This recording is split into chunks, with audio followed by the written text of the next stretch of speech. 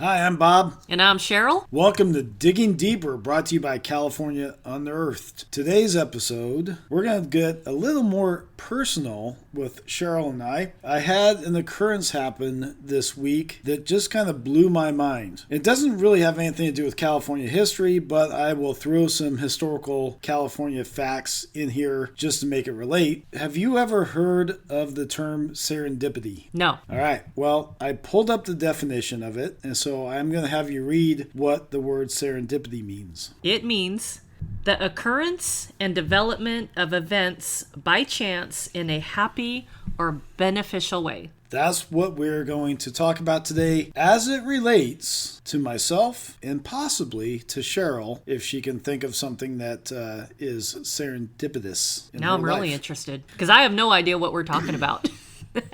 This week, I've been doing some genealogical research on my daughter's boyfriend's family.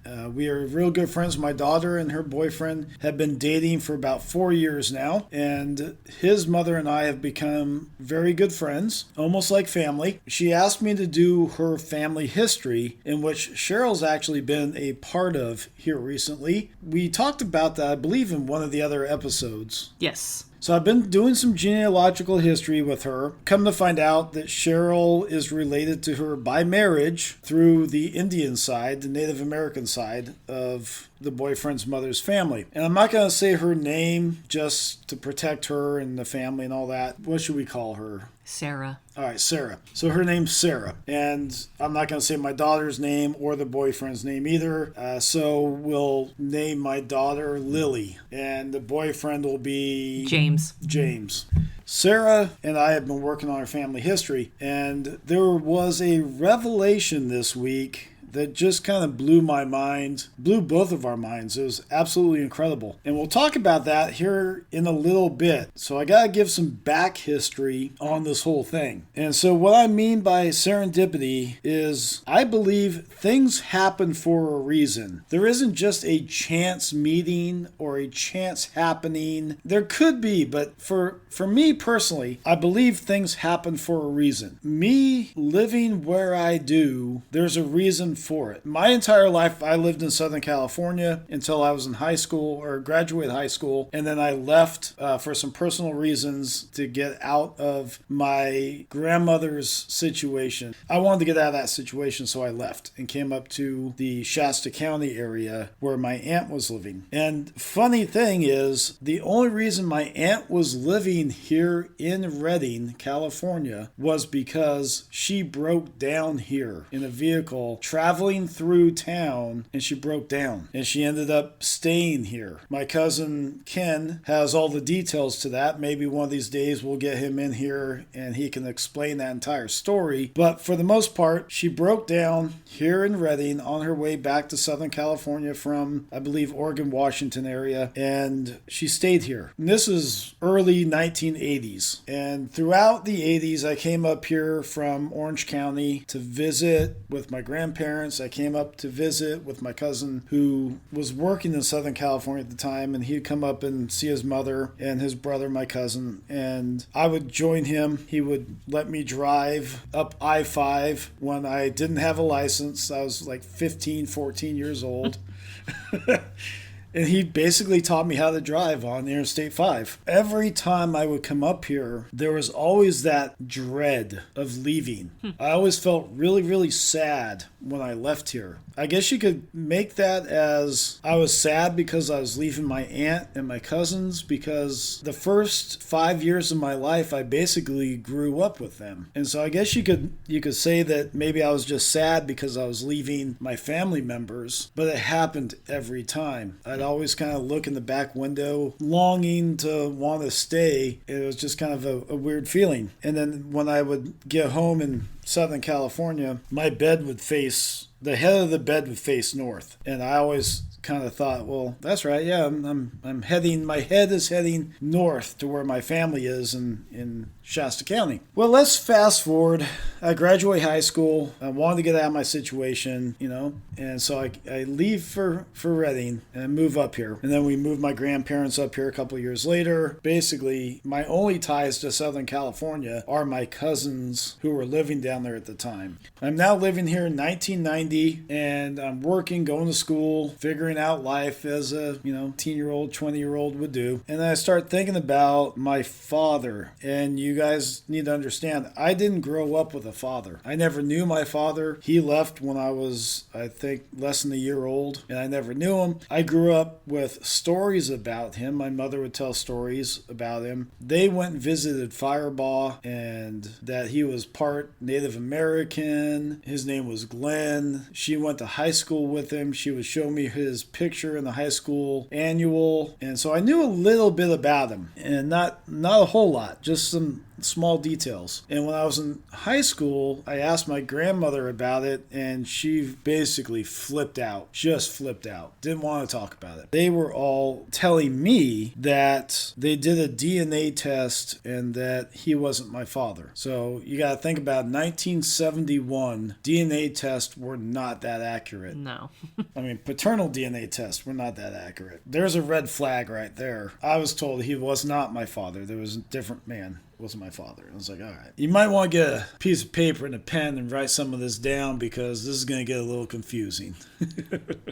Fast forward, like I said, to Redding, and a few years I'm living here. I decide, well, the internet is new. It's, 1994-ish, and we're all trying to figure out this new thing called the internet and what we can possibly do on it. And I thought, well, maybe I could start searching for this guy who supposedly is my father. Like I said, I have a first name and a last name and possible area where he may be living. Well, it takes a couple of years, and I end up finding him, and I find out that I have a half-sister who was born a year after I was. I was born in 1971. She was born in 1972. I decided, all right, well, I'm going to start doing some research and figure out if this guy's actually my father or not. And I'm skipping over a lot of details. I mean, if you guys want to hear the complete story on how I found him, let me know, and I'll do a podcast on that complete story. But I'm trying to get to where we're going to talk about in this podcast, the serendipitous moments of life. And I'm just giving you guys a backstory at this point so you understand where we're going to go here. We do a DNA test. We find out that he actually is my father, 99.99%, my biological father. That would be pretty accurate. Yeah. So all the rumors I was told as a teenager were false. And the question is why? Right. Why would my grandmother lie about that sort of thing? I don't understand. And according to my aunt, who is my father's sister, she was telling me a story, the same kind of story that they had. My grandmother said they had a paternity test done, and it came out that he was not my father, and so they were basically off the hook. And according to my aunt, that broke her heart, that broke my grandmother's heart on my dad's side, because they all knew what the truth was. Right. So I decided, well, I'm going to start doing some, and this is where this serendipitous stuff starts coming into play right here. I started doing the research on my dad's side once I found out that I was biologically his son. I started doing some research on my dad's side of the family because I know nothing, absolutely nothing. And my dad and my aunt have some information, but not a whole lot. And lo and behold, there's Ancestry.com. and FamilySearch.org and Family Tree and all these other, family tree websites that you can get into. Mm-hmm. I know Cheryl's gotten into them. Yep. And so I started doing some research. And I find out that my grandfather, on my dad's side, lived here in Redding in 1950, 1951. And that blew me away. I was like, wait a minute, what? Wait a minute. Hold on. My grandfather lived here in Redding? We're all from Southern California. He's originally from Tennessee, but he moved to Southern California. And then obviously he came to Redding at one point. At that point, he was divorced from my grandmother, and he married another woman woman here in Reading. I actually have the marriage certificate. Cheryl went with me to go get that at the courthouse. And then come to find out that they had a child, Ralph, born here in Reading, and I have his birth certificate from the courthouse. They also lost a child here in Reading. There was a house fire where my grandfather went in to try to save the baby, but wasn't able to. The fire happened at midnight, 1 in the morning. They were all asleep, and when they got out, they realized that the baby was still in the nursery, and so he ran in to go save him and was unsuccessful and ended up getting third-degree burns on both arms, his face, other parts of his body, trying to rescue this child. But it doesn't stop there. I dig further and further into the research, and I'm asking myself, why in the world is my grandfather in Redding, California, of all places? Yeah, because being originally from Tennessee. Right. Originally from Tennessee, and then moving to Southern California during the Dust Bowl and the Great Depression. At that point, a lot of people, thousands of people, were leaving the Midwest. They were leaving Tennessee, Oklahoma to come to California because of the Great Depression and because of the Dust Bowl that was happening at the time for a better life. And my grandfather was a sharecropper. You know what a sharecropper is? A little bit. So a sharecropper is basically somebody who doesn't own the land, but they work the fields. So basically they plant the crop, harvest the crop, sell the crop, and then take part of the profits of that to pay the landowner to be able to use their land. Okay, that's what I thought. Yeah. And so that's what he was doing in Southern California, down in the Banning Beaumont area, where actually a friend of ours lives today. So that's what he was doing. And so I was wondering, like I said, and like Cheryl says, what was he doing in Reading? So I do some more research and come to find out that his aunt, my great-grandmother's sister, and her husband moved here to Trinity County, where Cheryl is from, and actually up to Hayfork, where Cheryl is from, and owned a gold mine up there. And they were mining gold in Hayfork in Trinity County in the 1930s. So they had moved from Tennessee, Oklahoma area to Trinity County of all places. And if you guys know Trinity County and know Hayfork, Hayfork is a very, very small town even today. Yes, it is. And so for them to move from Oklahoma to Trinity County is incredible. It's just absolutely incredible. Yeah, it's like, what was the draw? Yeah, exactly. Well, obviously, it's gold. Well, gold, but yeah, I mean, but the gold rush had already pretty much ended in Trinity County, so it's like... Right, so yeah, once again, what was the draw then to move to Hayfork of all places? From what I understand, their stay in Hayfork was very short. They then moved to Reading, which is about 50, 60 miles from Hayfork east. And so Reading sits right on the I-5 corridor, where Hayfork is just to the west of it, like I said, about 50, 60 miles. So I'm thinking that my grandfather came to Reading because of his aunt being here. Yeah, that makes sense. Yeah, it does. And so looking into it, I have more cousins and family members here in Reading than I ever realized. I still have family members here in Reading I don't even know. Have no clue who they are. But I also know that I have quite a few who were buried in 2 local cemeteries. I want to say at least 8 or 9.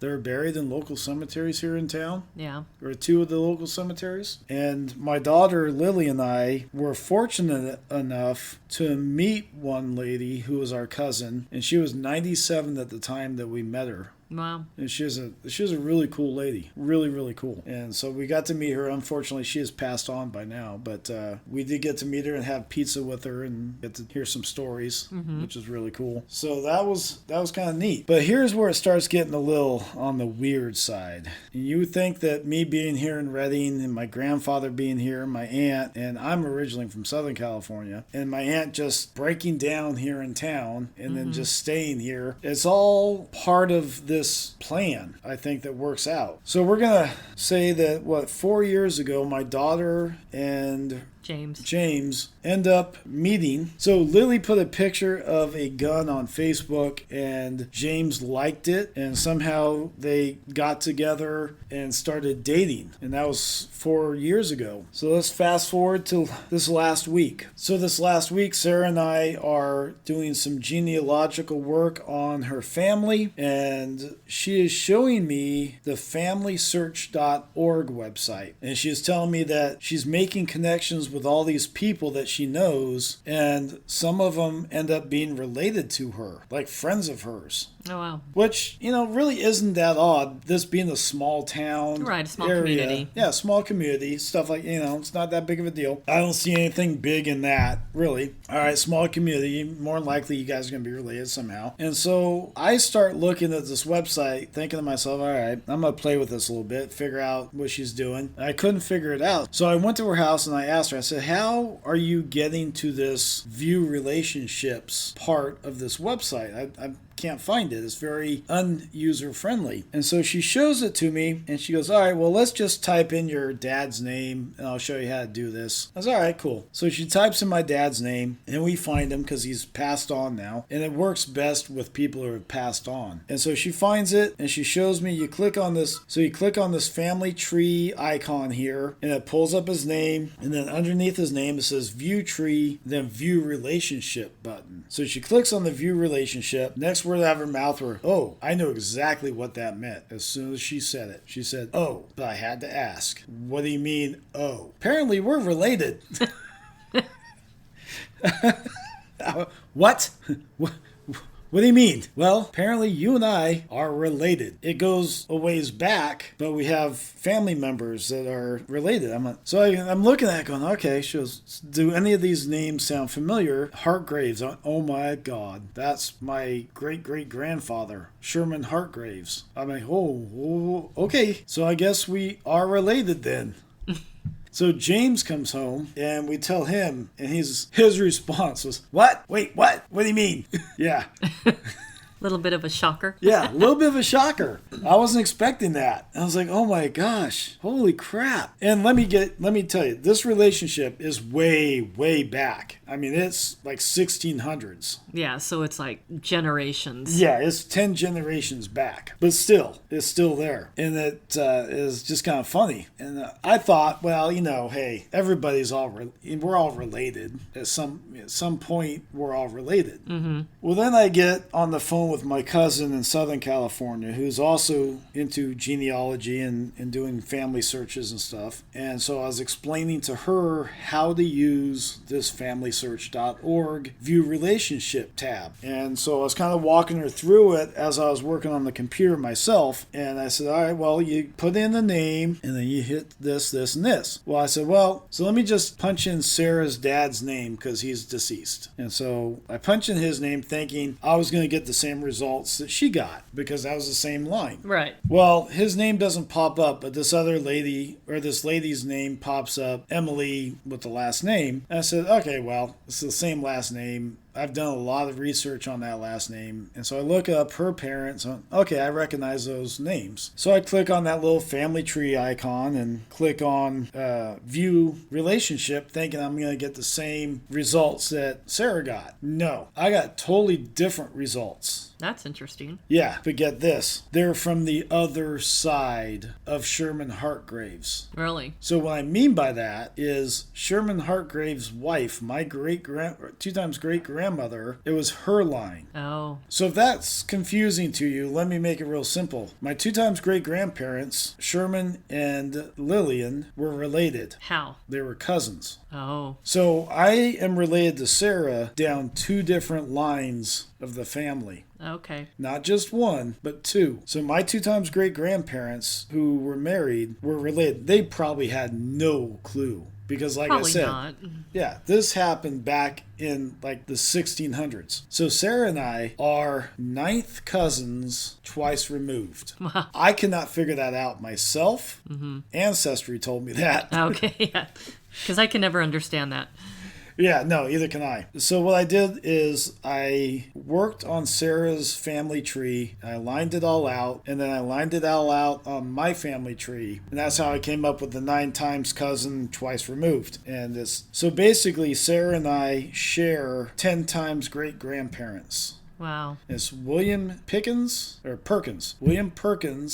I believe Mary. I don't have it right in front of me, but I know it's William. And William or Elizabeth Perkins are the 10 times great-grandparents that we share together. Okay. So their son William is Sarah's relationship, and their daughter Elizabeth is my relationship. Okay. Still confusing, but It is. It really is. But like I said, you could maybe understand one line, maybe, but two? yeah, that's very strange. That is very strange. So that's where this serendipitous moment comes in, is I believe there's a reason why Sarah and I know each other. Yeah. You know, obviously, Lily and James dating, that's how we know each other. Mm-hmm. But there is a reason for this. Right. And it happens, it goes all the way back to my aunt breaking down here in Reading in the 1980s. Right. Was it a coincidence? That's it. Is it a coincidence or is it fate? Right. I believe there's some fate in there. I believe that there's some sort of power bringing people together. Yeah, I agree with that. And so there's a reason you and I have been brought together in this world. Mm-hmm. And there's a reason why you and I have remained friends for, 16 years now? Yeah, 16, 17 years now. We don't know what that is, but there's a reason for it. Right. It's just odd. That is. It really is odd. And It's also mind-blowing, too, because, I mean, there's so many people in this world. Right. I was just going to say that. I was sitting here last night thinking about it, and I just shrugged it off as, it was the late 1600s, middle 1600s, Massachusetts. There wasn't a lot of people here in the colonies at the time. Obviously, that's going to be, fairly simple that we're all kind of related somehow. Right. It was so far back. Well, think about how many people are in the world today. Yeah, billions. Billions. Yeah. And then how many people were in the world in the middle to late 1600s? Yeah. Millions, even still. And so for two of us to find each other in this big giant world that we live in, right, and then find out that we're related is pretty spectacular. That is. It really is. And like you said, it's mind-blowing, And a lot of people, I don't know if the listener either believes or doesn't believe in this stuff. A lot of you are probably saying, that's just a coincidence, There's no outer power or whatever involved in it. It's just coincidence. In which it might be, but personally, I believe there's something out there that draws people together. Absolutely. And the thing I thought about for you, Cheryl, was your uncle on the car side of your dad's family marrying the victim of the Oak Bottom ambush. Right. How weird is that? Yeah.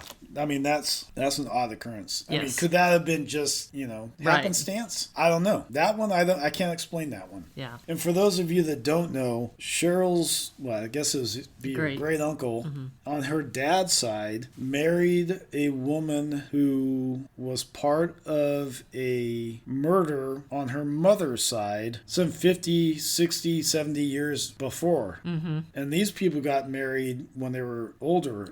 Yeah, much older. Yeah, much older in age. But it's just kind of odd that her father's side and her mother's side connected. Right. And they're from way two different places. Yeah. Her father's side is from where? In Oregon. Yeah. And then your mother's side is from? Trinity County. Right. Yeah. So hundreds of miles apart. Yeah. Interesting. That is very interesting. It makes you wonder. Right. And then why was your great uncle here in Shasta County at the time? Was it because you said you didn't know about him? Right.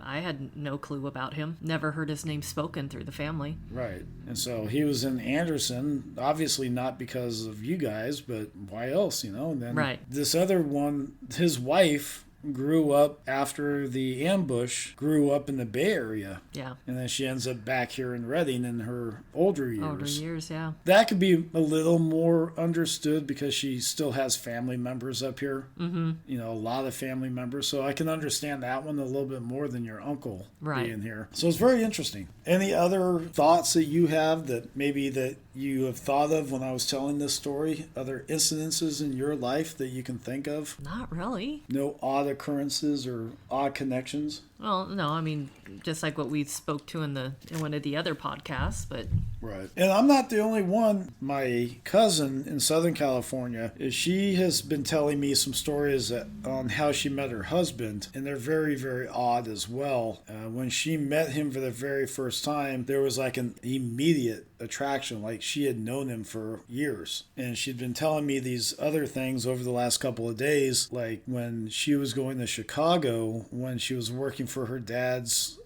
tool company, she had this feeling as if I need to go to Chicago with my dad. I need to go. I don't know why, but I need to go. Well, come to find out, her husband was living in Chicago at the time. Unknowingly to both of them. They didn't know each other. They had no clue who they were. He was living in Chicago at the time. And her husband grew up in Los Angeles, didn't come to Orange County very little, if at all. He didn't know really much about Orange County at all. And they just happened to have a mutual friend. That's why they were at the same party together. Oh. And there's other incidences that happen with those two that are really odd and really weird, and you can't really explain them except for serendipity. Yep. And I'm sure a lot of you have moments like that as well. And if you do, put them in the comments down below of this podcast. What is your serendipitous moment of life? Or if you have more than one. I think I've had more than one, but right off the top of my head, I can't really think. But I know that I've had incidents, situations. It's like, this is just odd. I mean, this was just seems like it was meant to be. Right. You just get that feeling. But I've had so many moments like that it's kind of hard to pinpoint just one.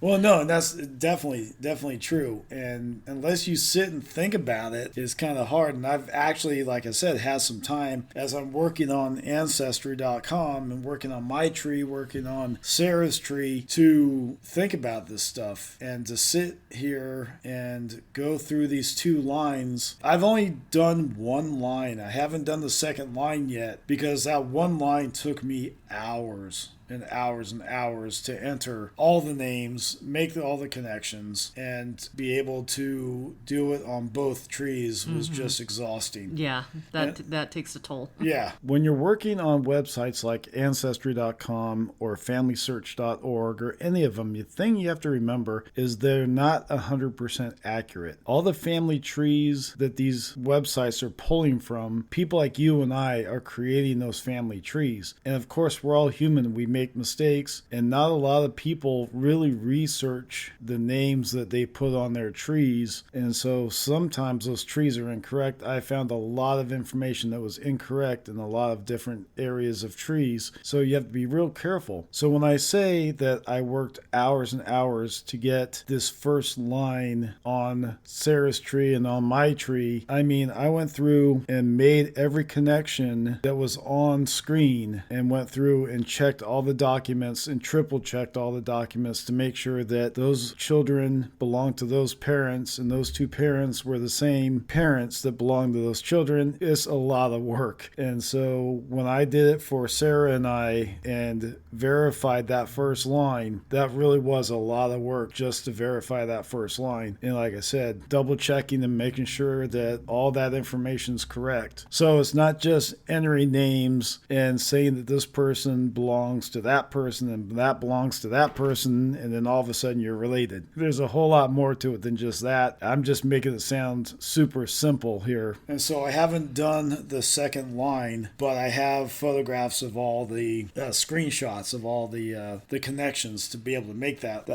line happen. Well, we're definitely going to have to go on that site because Robert and I always joke that somehow we're going to find out that we're related at some point. Well, because we both share Scottish heritage. We are both from different clans in Scotland, and so we always joke, about that. So it'll be interesting to do that and see what pops up. Yeah, my clan kicked your clan's ass. Yeah, but we all know that the Campbells were badasses, so just saying. Whatever. You think what you want. No, she's right. She's right. It's just funny. And who knows? Yeah. You never know. Who knows? In this world, there's, how many people claim Irish and Scottish ancestry, and you just don't know who you're related to or who you're not related to. Right. I'm all about family and connections. And so now that Sarah and I know that we are related, even though it's so far back, and we're only ninth cousins twice removed. I mean, we're barely even related, really. Yeah. But on the other hand, that's pretty cool to think about. Yeah, no, exactly. And I know what everybody's thinking. My daughter, her boyfriend are related. They're kissing cousins, whatever. No, it's so far out that it's not. But it's still funny. Oh, yeah. I'm still going to joke about it. Yeah, it is so far out that it's not even, no. But you don't think I'm not going to give them a hard time. Oh, yeah. Of course you are. It's the fun of it. So I know there wasn't a whole lot of California history in this podcast, but, it doesn't always have to be. That's true. But there's a lot of genealogical stuff in this one, and so I just kind of wanted to get that out there. I thought it was kind of a cool thing to talk about and a really, really odd and weird experience. And hopefully I was able to explain it well enough for all of you to understand. If I didn't, I apologize, but hopefully I did. Did you get that? No, I understood. It can get a little confusing, but Yeah. you just have to kind of really think about it. And you're like, oh, okay. Then the light bulb goes off. Right. Just to recap, it goes from my aunt breaking down here in Reading and deciding to stay, to me moving up here, finding out that my grandfather lived up here, my great aunt lived up here, that I have relatives to this day that I don't know that live here in the area. And actually, I think one of them works at the Mormon Church as a genealogical researcher. Oh, okay. So I know where one of them works. But it goes from that to me finding out that my daughter's boyfriend's related to us. Yeah. So that's a breakdown of it. Yeah. So I'm sure that you guys have gotten your pen and paper and are looking over all your notes going, what the hell is going on? So that's it for this episode. Hopefully you guys enjoyed it, and hopefully it wasn't too awful confusing for you. We'll get back to our regular scheduled programming next week. And stay tuned for next week. I think we're going to have a really cool episode. We're going to talk about Preston Castle. Okay. Have you ever heard of Preston Castle? Yes, but I don't know much about it. Well, you're going to learn about it next week. Okay. Stay tuned.